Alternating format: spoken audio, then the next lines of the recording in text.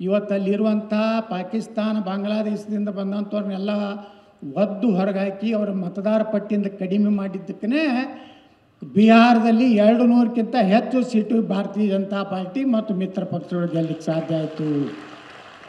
ಈಗ ಆ ಪ್ರಯೋಗ ಪಶ್ಚಿಮ ಬಂಗಾಳದಲ್ಲಿ ಪ್ರಾರಂಭ ಆಗಿದೆ.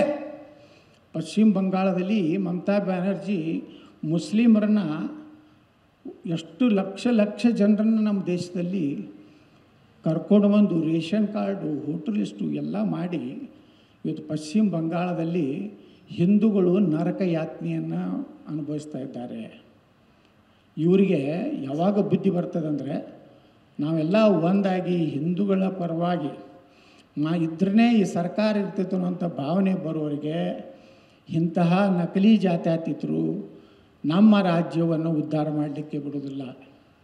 ಅದಕ್ಕೇ ಬಂಧುಗಳೇ, ಇವತ್ತು ಕುಟುಂಬ ರಾಜಕಾರಣ, ನಾನು ಮುಖ್ಯಮಂತ್ರಿ ಆದಮ್ಯಾಗ ನನ್ನ ಮಗನೇ ಮುಖ್ಯಮಂತ್ರಿ ಆಗಬೇಕು, ನನ್ನ ಮಗ ಮುಖ್ಯಮಂತ್ರಿ ಮುಗಿದ ಅವಧಿ ಮುಗಿದ ಮೇಲೆ ನನ್ನ ಮೊಮ್ಮಗ ಮುಖ್ಯಮಂತ್ರಿ ಆಗಬೇಕು ಅಂದರೆ ಯಾರು ಇವತ್ತು ನೋಡಿ ಬಿಹಾರದಲ್ಲಿ ನಿತೀಶ್ ಕುಮಾರ್ ಅವ್ರ ಕುಟುಂಬದವ್ರು ಯಾರೂ ರಾಜಕಾರಣಕ್ಕೆ ಬರಲಿಲ್ಲ, ಭ್ರಷ್ಟಾಚಾರ ಮಾಡಲಿಲ್ಲ. ಇವತ್ತು ನಿತೀಶ್ ಕುಮಾರ್ ಯಾಕಂದ್ರೆ ನಿತೀಶ್ ಕುಮಾರ್ ಅವ್ರ ಜೊತೆಗೆ ನಾನು ರೈಲ್ವೆ ರಾಜ್ಯ ಮಂತ್ರಿ ಇದ್ದೆ, ಅವ್ರ ಕ್ಯಾಬಿನೆಟ್ ಇದ್ದರೂ ನಾನು ರಾಜ್ಯ ಮಂತ್ರಿ ಇದ್ದೆ.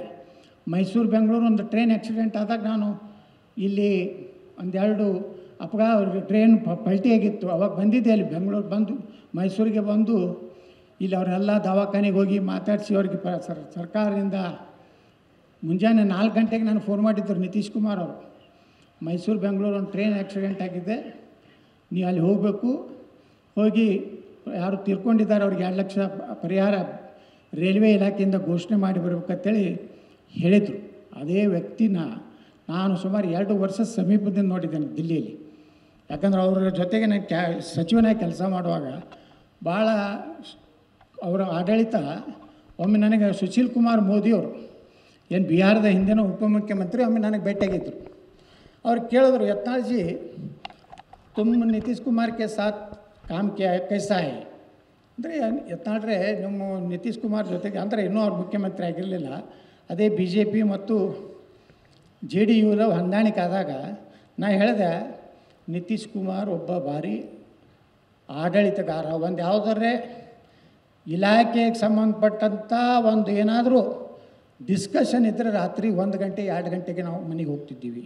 ಅಂದರೆ ಒಳ್ಳೆಯ ಆಡಳಿತಗಾರ, ಭ್ರಷ್ಟಾಚಾರ ರಹಿತವಾದಂಥ ಒಂದು ವ್ಯವಸ್ಥೆ, ಭಾಳ ಎಲ್ಲ ನೀವು ಹೇಳಿದ ಸತ್ಯ, ಭಾರಿ ಸ್ಟ್ರಾಂಗ್ ಅಡ್ಮಿನಿಸ್ಟ್ರೇಟರು ನಿತೀಶ್ ಕುಮಾರ್ ಅಂತೇಳಿ ಅವತ್ತು